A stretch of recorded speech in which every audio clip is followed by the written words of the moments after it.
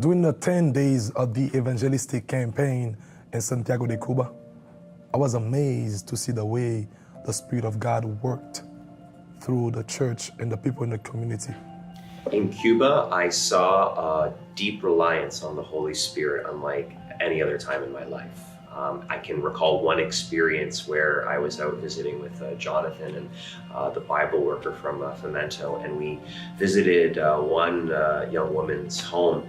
And I don't speak Spanish, but this conversation, unlike any other time, I understood so clearly.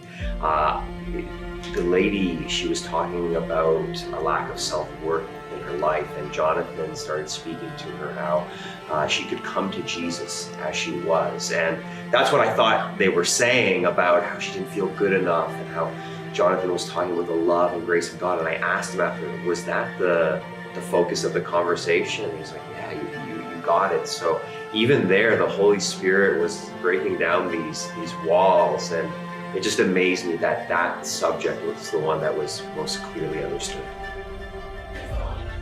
I was part of the team that was at Pork Chops Church, which is the poorest church at that city. The people there are hungry not just for the physical, but for the spiritual as well. During the evangelist meeting, one thing that I really like is about the time that I spend with the children.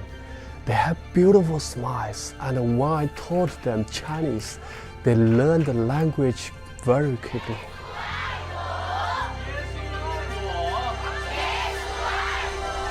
One of the things that I really enjoyed about being with the kids, it actually really impacted me a lot, is their willingness to be able to learn about Jesus.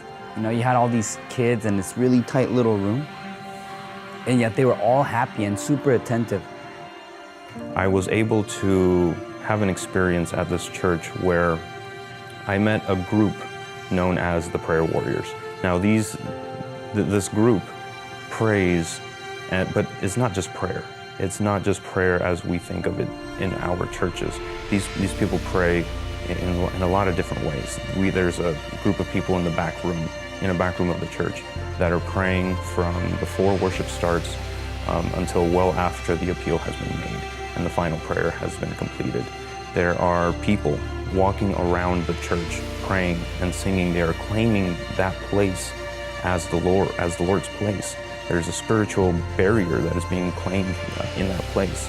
And I thought I was going to go there, and I thought it was going to be a long night, just being there praying with this group. But in reality, I was blessed. I experienced the presence of the Lord in that place in a very different way that I had it the night before when I was experiencing the evangelistic series.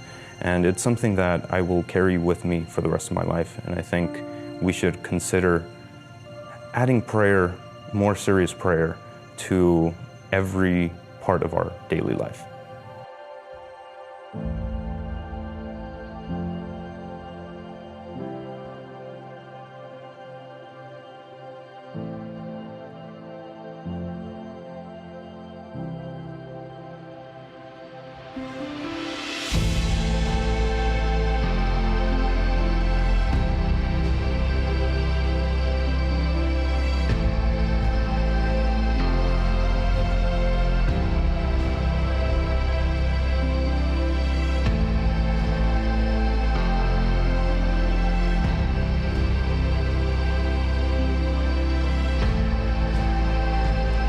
Now, at the end of the trip, the Lord gave us the biggest gift anybody could expect. The Lord gave us health, and that's a huge gift. Yes, the Lord allowed us to go to Cuba, a communist country that has been forgotten for 60 years. That was a big gift. Yeah, the Lord gave us 5 churches where we ministered to, and they were engaged, and that was a big gift too. He gave us many gifts, but there was one gift that cannot be bought nor sold. And it was 341 souls, 341 baptisms that we are so blessed. The locals told us, folks from Andrews, you need to know that when you get to heaven, you will have little Cuban stars on your crown.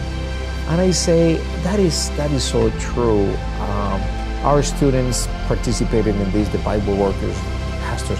It was a community effort. We cannot give credit other than the Holy Spirit, which He deserves all the credit. We cannot give credit to one person. It was a community effort, it was a church effort, it was a conference effort. 341 souls really enlarge our hearts. We just want to say, to God be the glory.